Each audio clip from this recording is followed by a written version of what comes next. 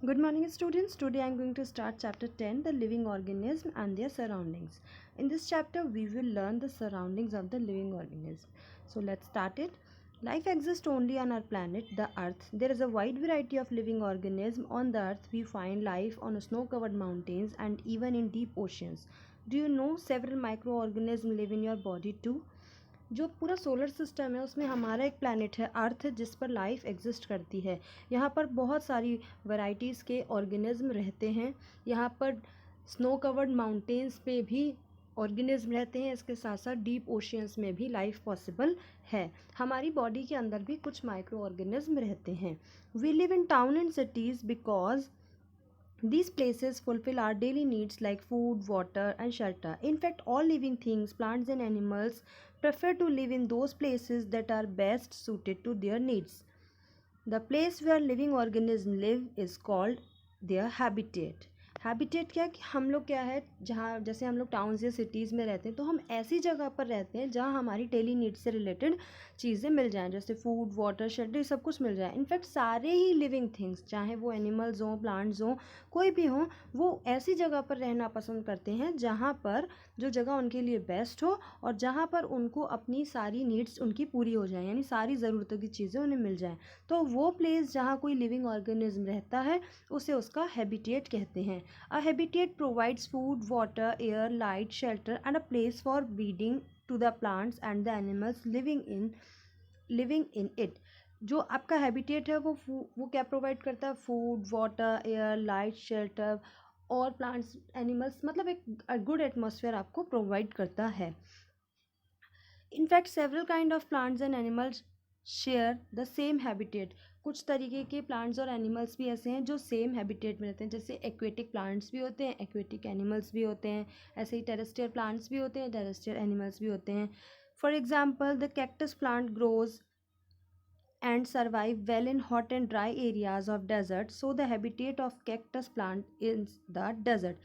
जैसे cactus plant है वो ड्राई और हॉट सैंड यानी डेजर्ट एरिया में रहता है, इसलिए जो कैक्टस का हैबिटेट है वो क्या है? डेजर्ट है। Similarly camel is adapted to survive on every little water for long periods of time, so the habitat of camel is also the desert.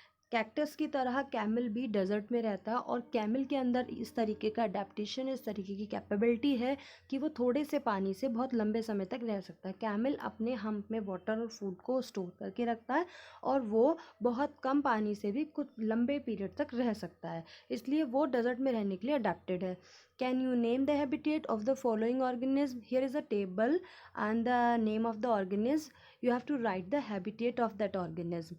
So turn to next topic, environment. The living organisms do not live in isolation. They obtain their food and other necessities from their surroundings. All the living and non-living things in surrounding affect the life on the organism. Everything surrounding and affecting the life of an organism is called its environment. जितने भी living organism हैं वो जो है अपने आप को isolation में रखना पसंद नहीं करते, मतलब वो ओपनली रहते हैं, उन अपनी सारी चीज़ों की ज़रूरतों को ध्यान रखते हैं वो। तो जो भी लिविंग और नॉन लिविंग ऑर्गेनिज्म हैं वो अपनी नेसेसरीज़ को पूरा करने के लिए अपने सराउंडिंग्स को अफेक्ट करते हैं। तो कोई भी ऐसी चीज़ जो आपकी सराउंडिंग को अफेक्ट करती है वो क्या है? एनवायरनमेंट है। किसी ऑर्गेनिज्म के सराउंडिंग को भी अफेक्ट कर रही है। Next topic, components of the environment. Environment के कंपोनेंट्स क्या हैं? Several factors affect the survival of living plants और animals in their habitat. Living things like plants, animals, human beings and micro organism in habitat are the biotic component of the environment. Non-living things like soil, water, air, sunlight, temperature and wind constitute the abiotic component of the environment. हमारा जो environment है उसमें two types के component हैं, biotic और abiotic. Biotic components क्या होते हैं? जितनी भी living things होती हैं like plant, animal, birds, human beings, micro, ये सब क्या है? मतलब ये सब क्या है? हमारे बायोटिक कंपोनेंट हैं। और अबायोटिक कंपोनेंट्स कैसे होते हैं? जैसे soil, water, air, sunlight, temperature, wind, ये सारे हमारे अबायोटिक कंपोनेंट यानी नॉन लिविंग थिंग्स के। The biotic and abiotic components form the natural environment of an organism. Biotic और अबायोटिक दोनों कंपोनेंट मिलकर किसी भी ऑर्गेनिज्म के लिए एनवायरनमेंट को क्रिएट करते हैं। We are also the part of the environment. We can change the environment according to our needs. We live in a human made environment. हम लोग भी यानी ह्यूमन बींग्स भी एनवायरनमेंट का एक पार्ट हैं. हम हमारे अकॉर्डिंग एनवायरनमेंट को चेंज करते हैं. हमारी जो भी ज़रूरत है उसके अकॉर्डिंग हम एनवायरनमेंट को चेंज कर सकते हैं. Now biotic components. The biotic components of the environment can be divided into 4 main groups. जो बायोटिक कंपोनेंट्स हैं यानी लिविंग थिंग्स के जो कंपोनेंट्स हैं वो 4 ग्रुप्स में क्लासिफाइड किए गए हैं. First is producer, second consumer, third scavenger and fourth decomposer. So first is producer. Organism that can manufacture their own food are called producers. वो लिविंग ऑर्गेनिज्म जो अपना फूड अपने आप प्रोड्यूस कर सकते हैं, बना सकते हैं, वो प्रोड्यूसर्स कहलाते हैं. For example green plants make their own food from carbon dioxide and water in the presence of sunlight. So green plants are producers. केवल और केवल ग्रीन प्लांट्स ही ऐसे हैं जो प्रोड्यूसर्स हैं क्योंकि वो अपना खाना खुद बनाते हैं कार्बन डाइऑक्साइड की हेल्प, वाटर, क्लोरोफिल और सनलाइट की हेल्प से. इसलिए ग्रीन प्लांट्स जो हैं वो प्रोड्यूसर्स हैं. और जो उनका प्रोसेस है खाना बनाने का वो कहलाता है photosynthesis. Second is consumer. Organism that can not manufacture their own food but consume directly और indirectly food prepared by the green plants are called the consumers. ऐसे ऑर्गेनिज्म जो अपना खाना खुद से नहीं बना सकते डायरेक्टली बट डायरेक्टली और इनडायरेक्टली दोनों ही वेज में वो प्लांट्स के थ्रू प्रिपेयर्ड फूड को कंज्यूम करते हैं, वो कंज्यूमर्स कहलाते हैं. यानी अपने फूड के लिए वो ग्रीन प्लांट्स पर डिपेंड करते हैं डायरेक्टली और इनडायरेक्टली दोनों ही तरीके से. तो ऐसे ऑर्गेनिज्म कंज्यूमर्स कहलाते हैं. All animals are consumers. Consumers can be further divided into 3 categories. जितने भी एनिमल्स हैं आपके वो सारे के सारे कंज्यूमर हैं क्योंकि अगर वो कार्निवोरस हैं या हर्बीवोरस हैं या ओमनीवोरस हैं, किसी भी कैटेगरी के हैं वो, तो वो डायरेक्टली या इनडायरेक्टली वे में प्लांट पर डिपेंड कर रहे हैं. तो जितने भी एनिमल्स हैं वो सारे कंज्यूमर्स हैं. अब यहाँ पर भी 3 कैटेगरीज में डिवाइड किया गया कंज्यूमर्स को. तो फर्स्ट इज प्राइमरी कंज्यूमर और herbivorous. Animal that eat only plants and plant product are called herbivorous और प्राइमरी कंज्यूमर्स. जो एनिमल्स सिर्फ प्लांट या प्लांट से बने प्रोडक्ट्स खाते हैं वो हर्बीवोरस कहलाते हैं या प्राइमरी कंज्यूमर्स कहलाते हैं. For example cow, horses, goat, rabbit and grasshopper are herbivorous animal. Second है secondary consumer और carnivorous. Animals that eat the flesh of other animals as food are called the carnivorous और secondary consumers. जो हमारे carnivorous होते हैं यानी ऐसे organism जो दूसरे animals का flesh खाते हैं वो carnivorous कहलाते हैं और जो carnivorous होते हैं वही आपके secondary consumers कहलाते हैं. For example snake, frog and lizard. Third is territory consumer और top carnivorous. Large animals like lion, tiger and leopards that eat secondary consumer are called territory consumer और टॉप कार्निवोरस. यहाँ पर इसको भी 2 parts में classify किया. जो carnivorous हैं आपके वो 2 तरीके के हैं. एक सेकेंडरी मतलब जो आपके छोटे एनिमल्स को खाते हैं, स्मॉल एनिमल्स को खाते हैं, और एक है टेरिटरी कंज्यूमर जो बड़े कार्निवोरस एनिमल्स हैं यानी जो बड़े खाते हैं. जैसे लॉइन खाता है डियर को, तो ये बड़ा एनिमल है यानी बिग एनिमल है. तो ये जो कहलाएंगे ये टेरिटरी कंज्यूमर या टॉप कंज्यूमर कहलाएंगे. दे आर नॉट किल्ड और ईटन बाय अदर एनिमल्स. इन जो आपके टेरिटरी कंज्यूमर हैं ये किसी दूसरे एनिमल्स के थ्रू किल नहीं किए जाते. नेक्स्ट है scavengers. Organisms that feed on the dead remains of animals that are killed by predators are called the scavengers. Scavengers क्या है? जो ऑलरेडी प्रेडेटर्स के थ्रू, शिकारियों के थ्रू या किसी और के थ्रू मारे गए एनिमल्स की फ्लैश को खाते हैं. जो बॉडी रिमेन रह जाता है बॉडी पार्ट उनका उसको खाते हैं, वो स्कैवेंजर्स कहलाते हैं. Kite and vulture are some example of scavengers. Next है decomposers. Organism like some of the bacteria and fungi that decompose dead remains of plants and animals to obtain their food are called decomposers. कुछ type के micro organism like bacteria और fungi जो dead plants और animals रह जाते हैं उनको खाते हैं, उनको फीड करते हैं, वो उनको डिकम्पोज करते हैं, वो डिकम्पोजर्स कहलाते हैं. Now next topic is interaction between abiotic and biotic components. ये जो कंपोनेंट्स हैं हमारे एनवायरनमेंट के, बायोटिक और अबायोटिक दोनों में किस तरीके का इंट्रैक्शन है. No organism can live independently in any habitat. Plants and animals, biotic components depend on each other and on non-living components, abiotic components of the environment. कोई भी organism ऐसा नहीं है कि वो independently रह सके. हर कंडीशन में, हर हैबिटेट में प्लांट्स और एनिमल्स जो आपके बायोटिक कंपोनेंट्स हैं वो जो आपके अबायोटिक कंपोनेंट्स हैं यानी नॉन लिविंग थिंग्स हैं उन पर डिपेंड करते हैं. जैसे अगर प्लांट्स को ग्रो करना है तो उनके लिए वाटर चाहिए, सनलाइट चाहिए, तो ये एक अबायोटिक कंपोनेंट है. तो जो भी बायोटिक कंपोनेंट हैं वो अपने सर्वाइव के लिए अबायोटिक कंपोनेंट्स पे डिपेंड करते हैं. This is known as interdependence. और यही क्या कहलाता है? इंटरडिपेंडेंस. जैसे यहाँ पर एक फिगर बना है तो उसमें ट्री दिखाया गया, तो ट्री डिपेंड करता है सनलाइट पर. Tree is a biotic component क्योंकि लिविंग थिंग है, बट ये डिपेंड करता है सनलाइट पर, वाटर पर, सॉइल पर. ये सारे के सारे अबायोटिक कंपोनेंट्स हैं. ऐसे ही जो डियर है वो ट्री पर डिपेंड करता है, एयर पे डिपेंड करता है, वाटर पे डिपेंड करता है.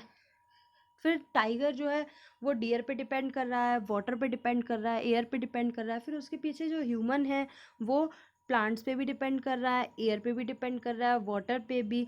तो हम जो सारे जितने भी कंपोनेंट्स हैं चाहे वो बायोटिक हों या अबायोटिक हों वो ओवरऑल एक दूसरे पे डिपेंड करते हैं और यही इंटरडिपेंडेंस कहलाता है. Because of interdependence plants and animals help maintain a balance in nature. और इसी इंटरडिपेंडेंस की वजह से प्लांट्स और एनिमल्स जो हैं वो हमारे नेचर में एक बैलेंस बनाए रखते हैं. The next topic is adaptations. An organism that is well adjusted to different condition of its habitat can breed and flourish. Favorable features present in plants and animals that help them survive in a particular type of habitat are known as adaptations. Adaptations क्या हैं? किसी भी habitat में रहने के लिए, adjust होने के लिए जो कंडीशंस हैं वो एडेप्टेशंस कहलाती हैं, जो किसी भी प्लांट या एनिमल को किसी हैबिटेट में सरवाइव करने के लिए हेल्प करती हैं, वो एडेप्टेशंस कहलाते हैं. Organism adapt in a particular habitat by changes in their body shape, organs, colour, size, behaviour and location.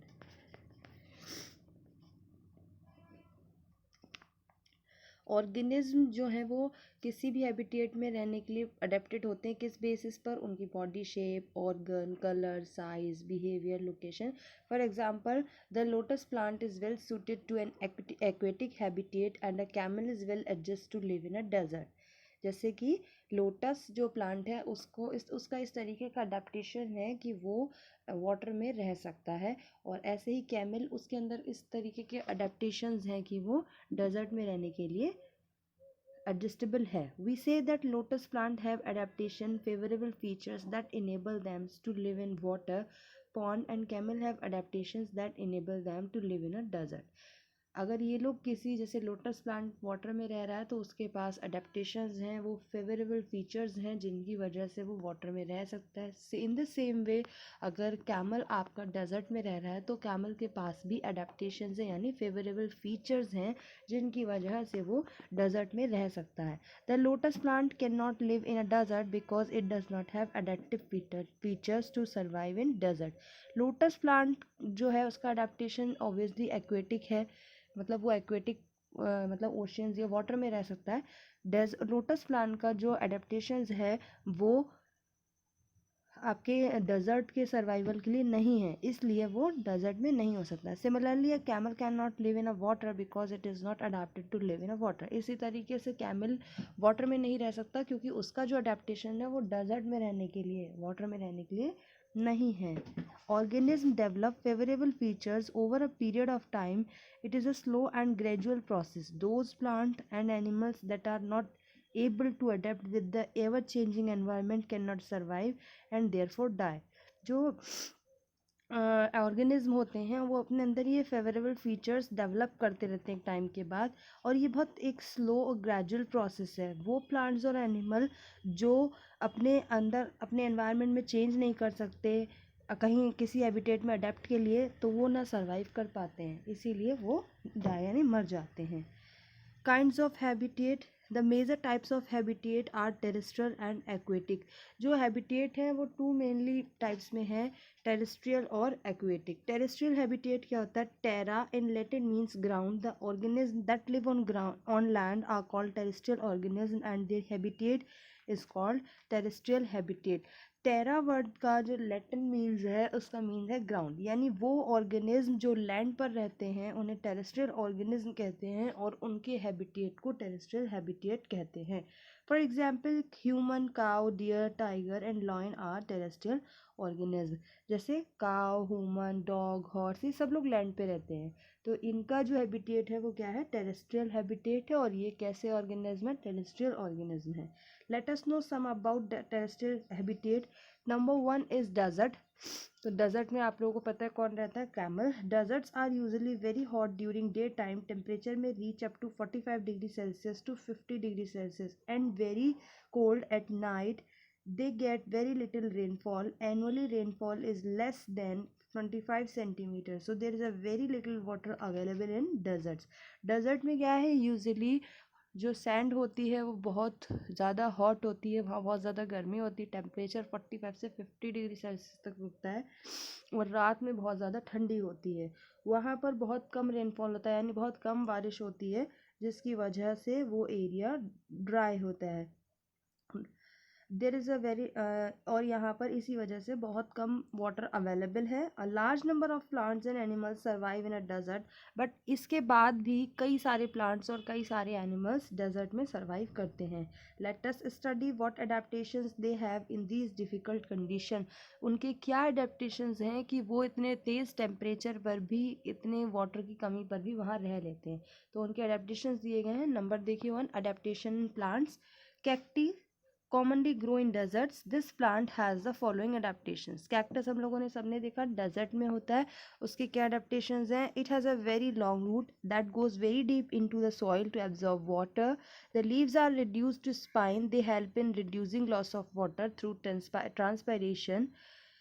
The stem is thick and fleshy because it stores water. They are called succulent plant. The stem is green in color. Since this plant does not have leaves, the stem is adapted to make food through photosynthesis. The stem also has a waxy coating to prevent the loss of water.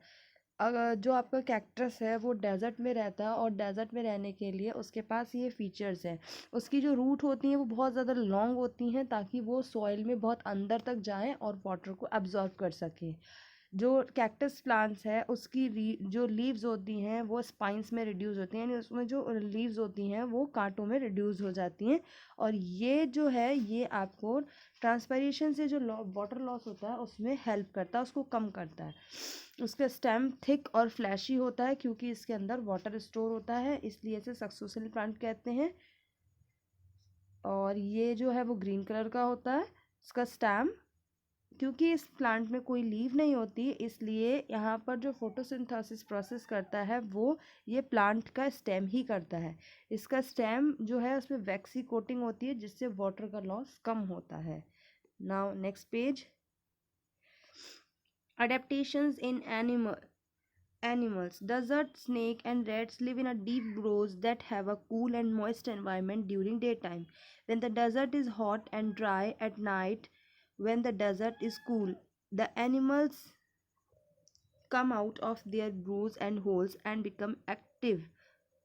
जो desert में है, जैसे desert में भी animals रहते हैं जैसे snack, rat, ये सब कुछ अंदर डीप ब्रोज यानी अंदर गहरे बिल बनाकर रहते हैं और इसलिए इनका जो अंदर का एनवायरनमेंट होता है वो बहुत ज़्यादा कूल और मॉइस्ट होता है।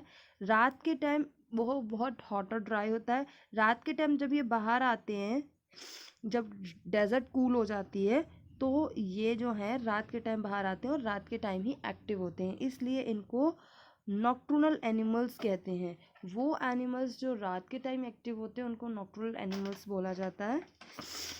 A camel has several adaptations that help it in survive in a desert. Camel में कुछ अडेप्टेशंस हैं जिसकी वजह से वो डेजर्ट में सर्वाइव कर पाता है। अडेप्टेशन का मतलब फेवरेबल फीचर्स, यानी वो कंडीशंस, वो फीचर्स जिसकी वजह से आप किसी एटमॉस्फेयर में रह पाएँ। तो कैमल के पास क्या क्या है? It drinks a large quantity of water and can stay without water for a long period of time. It excretes a very little water in urine and it's during dry it does not sweat. Camel जो है वो बहुत सारा पानी P सकता है और उसको अपने अंदर स्टोर कर सकता है और उसके बाद कई दिनों तक बिना पानी पिए रह सकता है। कैमल में जो है एक्सक्रीशन बहुत कम होता है, यूरिन यानी बहुत कम करता है वो, और उससे पसीना नहीं आता है। अब देखिए next, mountain habitat. These habitats are normally very cold and windy. They are cooler even in summers. In the mountains, the habitat varies with the altitude or height.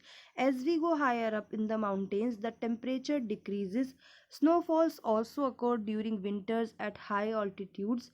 A large variety of plants and animals live in these regions. Let us take a look at the adaptive features of these plants and animals.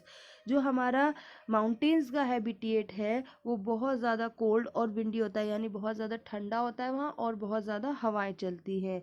ये जो है summers में भी ठंडा होता है, मतलब यहाँ पर टेम्परेचर ऐसा होता है कि समर में भी ठंडक होती है। माउंटेन्स में ऑल्टीट्यूड्स और हाइट के अकॉर्डिंग जो है आपका हैबिटेट वेरी करता है।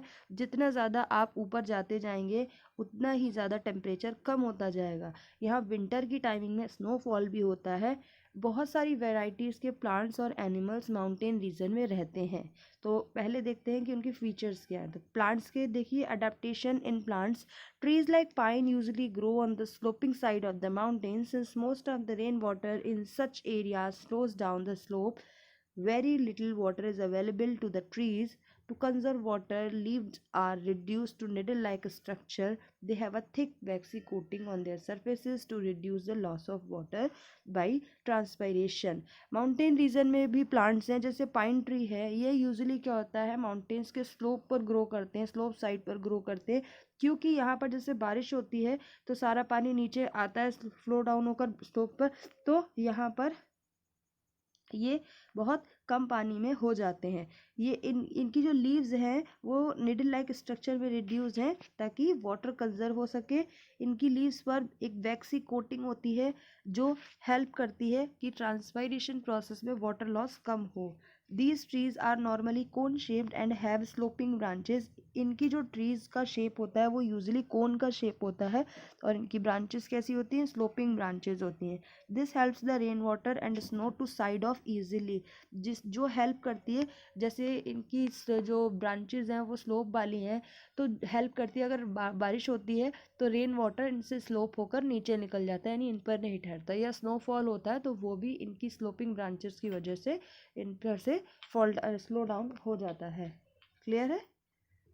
और इनके स्लोपिंग ब्रांचेस की नेचर की वजह से इनमें जो रेन वाटर होता है वो जल्दी ही स्लाइड ऑफ हो जाता है। नेक्स्ट देखिए, adaptation in plants. Animals like yak, bear, mountain goat and snow leopard live in mountains. They have thick fur to protect them from cold. जैसे कुछ प्लांट्स माउंटेन रीजन में रहते हैं, ऐसे ही कुछ एनिमल्स भी माउंटेन रीजन में रहते हैं, like yak, beer, snow leopard, ये सब माउंटेन रीजन में रहते हैं। इनकी बॉडी पर थिक फर होते हैं जो इनको कोल्ड से प्रोटेक्ट करते हैं। Next turn the page. Polar region. Polar region are very cold. Polar bears live in polar regions. They adapt themselves to live in a cold habitat the whole year. Polar region बहुत ज़्यादा यहाँ पर ठंड होती है और यहाँ पर पोलर बियर्स रहते हैं। ये अपने आप को इस तरीके से अडेप्टेड करते हैं कि ये पूरे साल इस कोल्ड हैबिटेट में, इस ठंडे हैबिटेट में रह सकें। Penguins survive in polar region due to presence of waterproof feather and a thick layer of fat under the skin that regulates their body temperature. Penguin भी पोलर रीजन में survive कर सकते हैं, क्यों? उनके पास वाटरप्रूफ फेदर्स होते हैं। इसके अलावा उनकी स्किन पर एक थिक लेयर होती है फर की, जिससे वो अपने बॉडी के टेम्परेचर को रेगुलेट कर सकते हैं। They stay together in groups to keep them warm. Penguins जो हैं वो ग्रुप्स में रहते हैं क्योंकि ताकि वो अपने आप को वार्मथ दे सकें, एक दूसरे को गर्माहट दे सकें। Forest and grassland habitat. Grassland and dry and windy. They get moderate rains. Grassland जो हैं वो ड्राई और विंडी होते हैं, यानी सूखे होते हैं, हवा भी चलती है यहाँ पर मॉडरेट लेवल की रेन होती है, यानी ना ज़्यादा और ना ही कम, एक एवरेज लेवल की रेन होती है. एडेप्टेशन इन प्लांट्स, वो प्लांट्स जो ग्रासलैंड एरिया में हो, grasses growing in these habitat have flexible stack which do not bend और break in windy conditions, they have strong roots which hold the soil firmly. Grass जो यहाँ पर होती हैं ग्रासेस, वो इनके जो स्टेम्स होते हैं वो बहुत ही ज़्यादा फ्लेक्सिबल होते हैं, ताकि फ्लेक्सिबल होते हैं, बट ऐसे नहीं होते कि वो विंड से टूट जाए या मुड़ जाए। उनकी जो रूट्स होती हैं वो सॉइल में बहुत ज़्यादा फर्मली होती, होल्ड करे रहती उन्हें। Adaptation in animals, carnivorous animals like lion and tiger live in a forest, they get their food by killing animals like deer. Carnivorous animal है हमारे जैसे लॉयन, टाइगर, ये सब फॉरेस्ट में रहते हैं और ये सब दूसरे एनिमल्स को खाते हैं। They have the following, or lion have the following adaptation to survive in a forest. Lion में जो adaptation है जिसकी वजह से वो forest में रह सकता है। They have eyes in front of them, in front that help them see their prey from a great distance. Lion के पास जो eyes होती हैं वो उसे help करती हैं कि वो अपने prey को बहुत दूरी से देख सकता है। They have sharp teeth and long claws in their front legs to catch and tear the flesh of their prey. जो लॉइन है उसके जो टीथ होते हैं वो बहुत शार्प होते हैं और लॉन्ग होते हैं, इसके साथ साथ उसके क्लॉज भी बहुत शार्प होते हैं आगे वाले जो उसके लेग्स होते हैं, ताकि वो अपने प्रे को ईजिली कैच कर सके और फिर उसके फ्लैश को टीयर कर सके, यानी उसके मांस को फाड़ सके। Their light brown colour helps them hide in dry grass land when they hunt for their pray.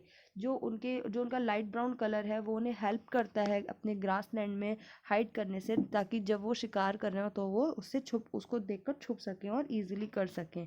They are able to run very fast that allows them to catch their prey. ये बहुत ज़्यादा तेज़ी से भागते हैं जिससे ये अपने शिकार को पकड़ सकते हैं। Deer also have some adaptation to escape from predators like lion and tigers. अब जैसे लॉइन डियर को मार रहा है, खाता है, उसको किल करता है, तो उसके पास स्पेशल फीचर्स हैं। तो डियर के पास भी कुछ स्पेशल फीचर्स हैं जिसकी वजह से वो ज़्यादातर इन एनिमल से बचकर फॉरेस्ट में रह सकता है। They have eyes on the side of the head which give them a wide range of vision. Dears के पास जो आइज होती हैं वो उनके हेड के साइड्स में होती हैं जिससे उन्हें बहुत रेंज तक का विजन दिखाई देता है। They have long ears to hear the movement of predators. Deer के जो ईयर्स होते हैं वो बहुत ज़्यादा लंबे होते हैं जिससे उसे अपने प्रेडिटर्स यानी जो उसे शिकार करने आ रहा है उसके मूवमेंट का, उसके पैरों की आवाज़ का सब पता चल जाता है। They can run very fast to save themselves from predators.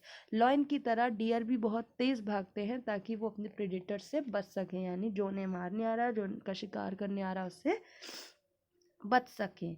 Animals living in different habitat need to protect themselves from their enemies. The colour of the skin of some animals blend with their surroundings. जो भी animals different habitats में रहते हैं उनको अपने enemies से बचने की भी ज़रूरत है, तो वो अपनी स्किन के कलर को अपने सराउंडिंग्स के कलर से ब्लेंड कर लेते हैं।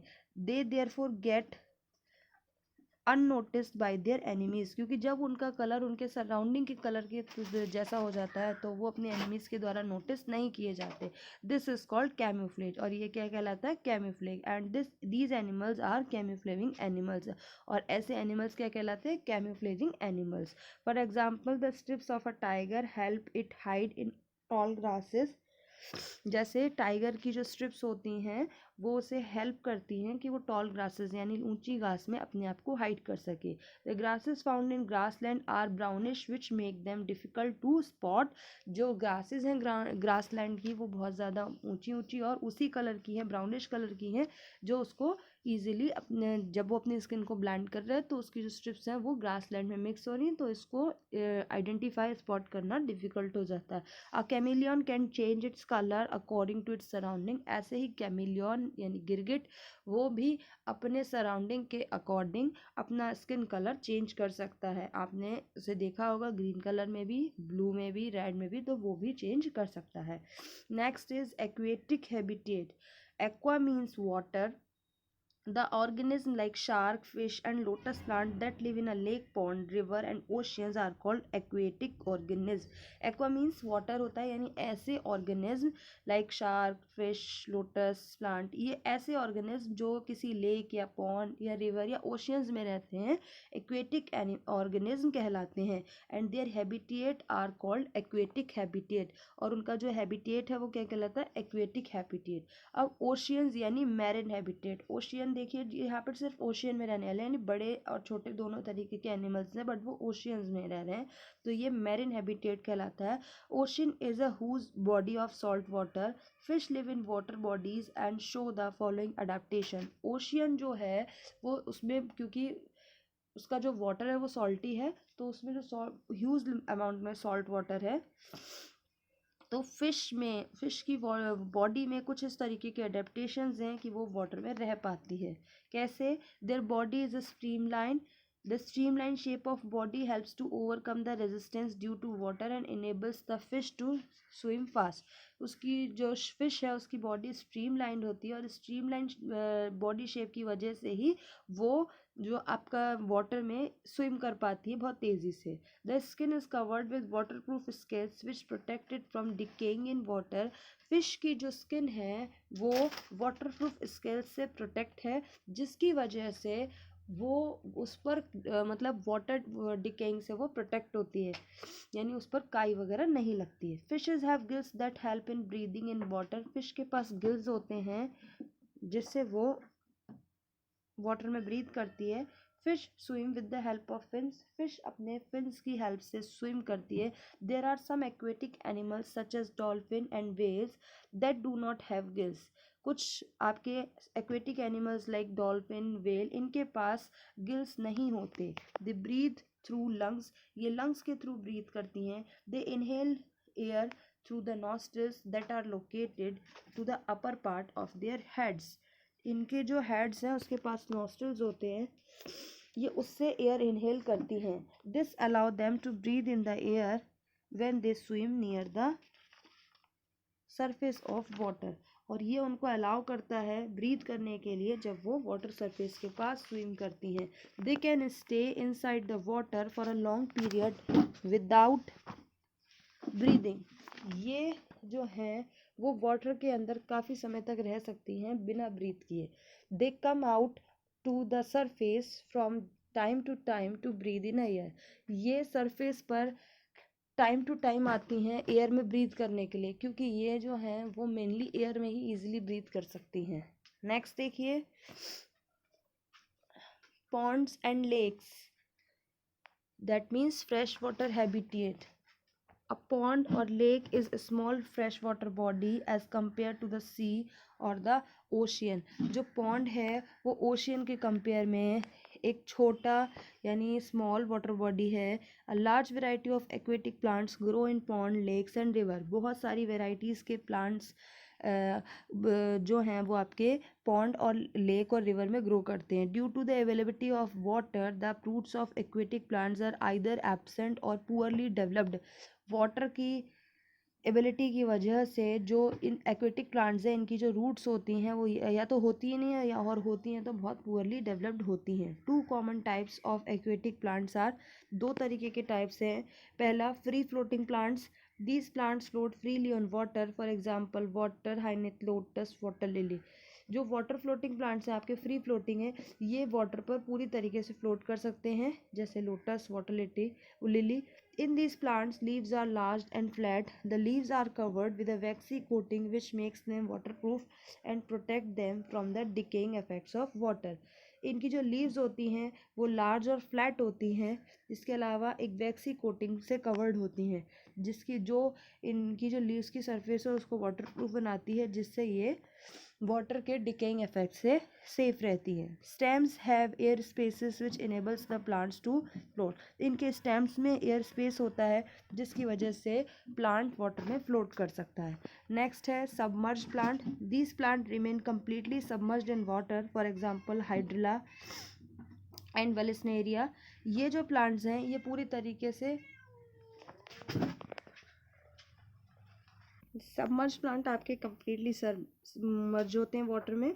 इन submerged plants such as hydrilla and Vallisneria, the leaves are thin and ribbon-like. Such type of leaves allow water current to pass through without damaging the leaves.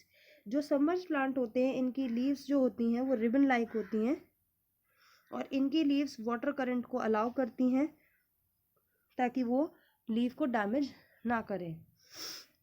Adaptations in frogs. Frogs usually live in pond as their habitat. They can stay inside the poor water and move on land. They have the following adaptations. As we know that frogs are amphibians. Frog can live both on land and in water. So they have the features. They can live in the water as well as on the land. Frog के पास usually इस तरीके का habitat है क्योंकि frog amphibian है, वो water में भी रह सकता है और लैंड पर भी रह सकता है. तो फ्रॉग के पास दोनों तरीके के अडेप्टेशंस हैं. तो उसके अडेप्टेशंस क्या हैं? They have webbed feet and help them swim in a water. जो फ्रॉग है उसके पास वेब्ड फीट होते हैं जिसकी वजह से वो वाटर में स्विम कर सकता है. They have long and strong back legs that help them in hopping और on the land for catching their pray.